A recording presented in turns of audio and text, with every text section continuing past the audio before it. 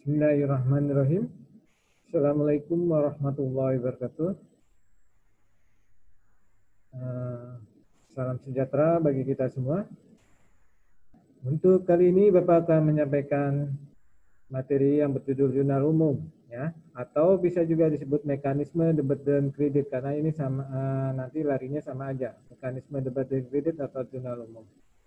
Ya. Nah, ini bentuk jurnal umumnya. Jurnal umum adalah sistem pencatatannya kita pakai adalah double entry system. Maksudnya adalah setiap transaksi yang dicatat berdampak dua sisi kolom, debit dan kredit dengan jumlah yang sama. Debit dan kredit dan jumlah yang sama. Ya, Bapak terangin dulu kolomnya. Ini nama perusahaan, ini nama judulnya jurnal umum, per tanggalnya. Tanggal 31 Agustus akhir bulan biasanya ya. 31 Agustus, 30 Juli dan lain seterusnya. Halaman, ini halamannya. Bila kamu catat sampai satu halaman doang, halaman 1. Kalau nggak cukup, lanjutin ke halaman 2 dan seterusnya. Ya. Ini tanggal terjadi internet transaksi, keterangan ini bisa diisikan dengan nama akunnya. Ya. Ini referensinya. Referensi ini kalau di jurnal umum ditulisnya adalah nomor kode akun. Dan ini debit dan ini kredit. Oke, biar imbang. Sampai sini jelas? Lanjut. Nah, ini rumus dasar yang perlu kamu perhatikan dan kamu cermati benar-benar. Karena dengan kamu mengerjakan ini, menghafalkan ini, otomatis pekerjaan atau transaksi dengan jurnal umum, kamu akan bisa mengerjakan. Ya, ambil contoh. Jika bertambah nih ya, jika bertambah jika harta bertambah itu posisinya di debit. Beban bertambah posisinya di debit. Oke. Nah, ini yang berkurang. Ini yang di kredit. Jika hutang bertambah di kredit. Jika modal bertambah, larinya di kredit. Pendapatan juga bertambah di kredit. Ya, dicermatin dulu ini ya. Pak, pendapatan kenapa di kredit Pak? Kan kalau kredit berkurang Pak. Kamu jangan terpengaruh dengan kredit itu berkurang, debit itu bertambah. Ya, ini posisinya penempatannya seperti ini. Oke. Nah, nih jika berkurang, otomatis kalau berkurang kebalikannya dari yang atas ya. Harta berkurang di kredit, beban berkurang di kredit. Modal berkurang di kredit, di debit, hutang berkurang di debit dan pendapatan berkurang di debit. Ya, kembalikan dari atas. Ya, jadi kalau kamu ngapalin ini, otomatis kamu bisa mengerjakan. Paham ya? Nah, yang jadi masalah adalah pengembangannya nih. Pengembangannya harta. Harta kan ada banyak akunnya ya. Ada kas, piutang, perlengkapan, peralatan, gedung, dan kendaraan. Harta itu pala 1, Bapak ulang lagi. Ini pala ini kodenya aja ya, biar kamu gampang mengingatkan nih kodenya. Harta itu palanya 1, hutang palanya 2, modal palanya 3, ini kode depannya. Pendapatan kode depannya 4, dan 5 itu adalah beban. Oke. Ini kas, terdiri gedung peralatan. Contohnya begini, kas kalau kas bertambah pasti di debit, piutang bertambah di debit, perlengkapan bertambah di debit, peralatan gedung bertambah di debit dan seterusnya. Nah, ini akumulasi penyusutan untuk temannya ini gedung ya, penyusutan gedung dari teman gedung satu paket nih biasanya. Oke. Kalau berkurang gimana? Kalau berkurang kebalikannya pasti di kredit. Ya. Misalkan contohnya nih, ya dibeli perlengkapan, otomatis perlengkapannya bertambah di debit. Ya. Pakai uang, dibeli perlengkapan pakai uang sebesar 1 juta, karena ngeluarin uang tunai, kasnya berkurang di kredit. Ya. Nah ini buat Prive itu pengambilan pribadi ya, pengambilan pribadi oleh pemilik perusahaan. Ini namanya Prive.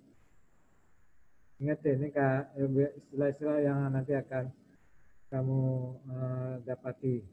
Contohnya ini perlengkapan. Bedanya Pak, perlengkapan sama peralatan itu apa ya? Perlengkapan itu biasanya jangka waktunya kurang dari 1 tahun. Peralatan itu jangka waktunya lebih dari 1 tahun. Perlengkapan contohnya kayak bensin, oli dan segala macamnya. Ya, peralatan contohnya kayak alat-alat mesin dan lain sebagainya. Ya. Pak, bedanya piutang sama hutang apa Pak? Kalau hutang, kamu yang mempunyai kewajiban untuk melunasi. Kalau piutang, kamu sudah menyelesaikan pekerjaan, tapi kamu belum dapat uangnya. Sebutnya piutang. Ya, oke. Nah, ini contoh soalnya biar memudahkan kamu. Contohnya begini. Tanggal 1 Juli, Nyonya Riva ingin membuka salon kecantikan yang diberi nama Demplon Salon.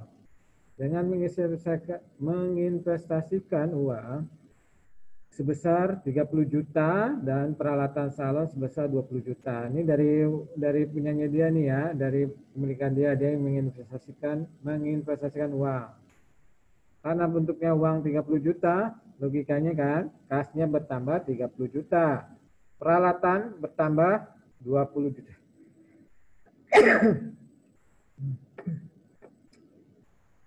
Modal bertambah besar 50 juta. Jadi totalnya ya, ini totalnya larinya ke modal. Peralatan 20 juta bertambah 20 juta di debit. Modal bertambah di kredit 50 juta. Namanya keterangannya adalah investasi. Kata kunci biar kamu mudahkan untuk mencatat ini transaksi apa. Oke, kita lanjut. Dibeli peralatan salon sebesar 1 juta tunai. Perlengkapan salon. Ingat, transaksinya gimana? Tanggal 2, perlengkapan salon bertambah. Ingat, bertambah di debit. Ingat, pencatatannya kamu tulis adalah yang di debit dulu, baru di kredit. Dan ini agak menjorok ke dalam, yang di kreditnya supaya gampang melihatnya, memudahkan kamu. Ya, jadi bisa membedakan mana debit dan kredit dari pencatatan ini. Oke. Perlengkapan salon bertambah di kredit di debit sebesar 1 juta. Kasnya berkurang karena membeli secara tunai sebesar 1 juta. Ya, keterangannya di perlengkapan. Tanggal 5 dibeli peralatan salon sebesar 2 juta, baru dibayar 500.000, sisanya minggu depan. Ya, ini susunannya agak kurang ke bawah. Peralatan salon bertambah sebesar 2 juta, kasnya berkurang di kredit sebesar 500.000, hutangnya bertambah di kredit sebesar 1.500.000. Ingat rumusnya. Kalau kamu dapat ulang lagi, kalau kamu ngingetin rumus, ngerjain ini gampang. Ya, keterangannya beri peralatan. Nah, sekarang tanggal 8. Tanggal 8 diterima uang hasil rias pengantin sebesar 1 juta. Ya, karena kamu dapat uang dari hasil rias pengantin, kasnya bertambah, logikanya gitu kan? Kamu dapat uang.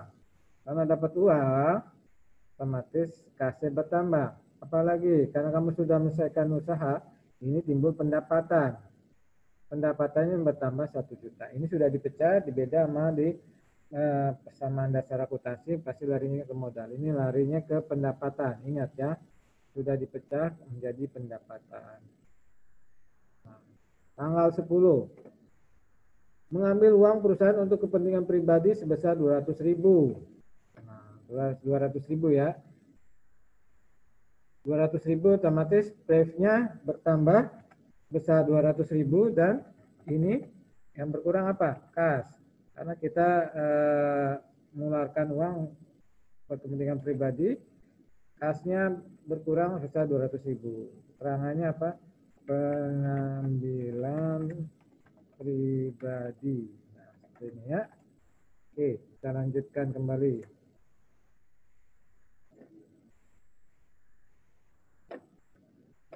15. Menyelesaikan pekerjaan salon sebesar 500.000. Baru diterima 300.000. Sisanya minggu depan. Ingat, baru diterima 300.000. Transaksinya gimana? Ya. Kamu dapat uang baru diterima, kasnya bertambah 300.000. Ya. Sisanya minggu depan otomatis ditunggu piutang. Kamu sudah, karena ini uang kamu yang belum kamu terima ibaratnya. Piutang bertambah sebesar 200.000. Oke.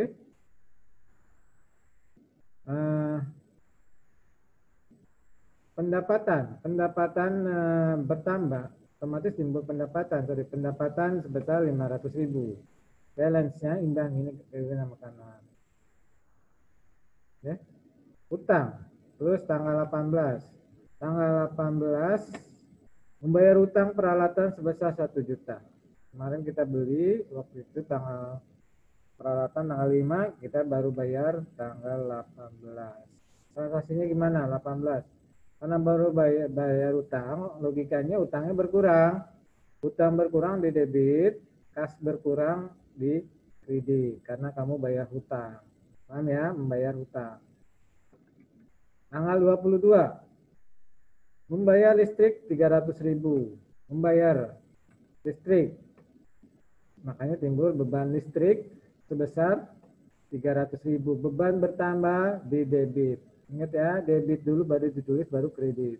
Kas berkurang untuk bayar listrik sebesar 300.000.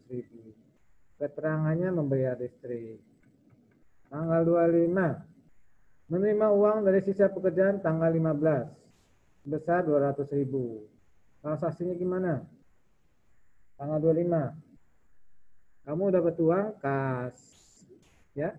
Kasnya bertambah sebesar 200.000. Karena kamu untuk pelunasan piutang, otomatis logikanya piutangnya berkurang 200.000. Pak, kenapa nggak masuk pendapatan? Karena pendapatannya sudah dicatat di sini. Nah, istilah akuntansi aktual, artinya sudah terjadi, harus dicatat pendapatan. Kan kita belum terima uang, Pak. Ya, logikanya seperti itu, karena kita sudah menyelesaikan pekerjaan. Timbulnya piutang nih, piutangnya berkurang, oke? Beban sekarang tanggal 29. Membayar gaji karyawan 1 juta. Sama kayak tadi ya, membayar bebannya bertambah. Beban bertambah 1 juta. Karena kita bayar pakai uang, otomatis kasnya berkurang 1 juta. Enggak. Oke. Nah, ini yang terakhir. Juli persediaan perlengkapan salon tinggal 400.000. 400.000 tinggalnya. Sisanya. Sedangkan kalau lihat dari ditelisik lagi perlengkapan salon ini, kalau dicatat lihat lagi ada 1 juta. Ya, catatan kamu 1 juta, tapi dicatat di gudang, dilihat di gudang ada 400.000. Ternyata yang hilang 600.000. Kemana larinya 600.000? Karena perlengkapan dipakai, karena perlengkapan makanya perlengkapan dipakai. Nah, dipakai itu timbul beban. Beban perlengkapan 600.000. Perlengkapan berkurang 600.000. Dari mana, Pak? Dari 1 juta dikurang 400.000. Sisanya 600.000 itu memakan beban perlengkapan. Nanti pasti jatuhnya sisa perlengkapan dengan pencatatan sama sebesar 400.000. Ya. Di sini jelas ya, jangan lupa di jumlah kiri kanan harus imbang pasti, logikanya seperti itu. Jumlahnya adalah 57.620.000. Yang ini juga sama, 57.620.000. Oke, sampai sini paham ya? Nah, sampai di sini kita akhiri pertemuan kita. Kalau ada yang salah, Bapak minta maaf. Kalau ada yang kurang jelas, silakan kamu bisa tanyakan kembali ke Bapak atau diputar kembali, dibaca literasi yang lain. Bapak akhiri pertemuan kita kali ini. Wabillahi taufiq wal hidayah. Wassalamualaikum warahmatullahi wabarakatuh.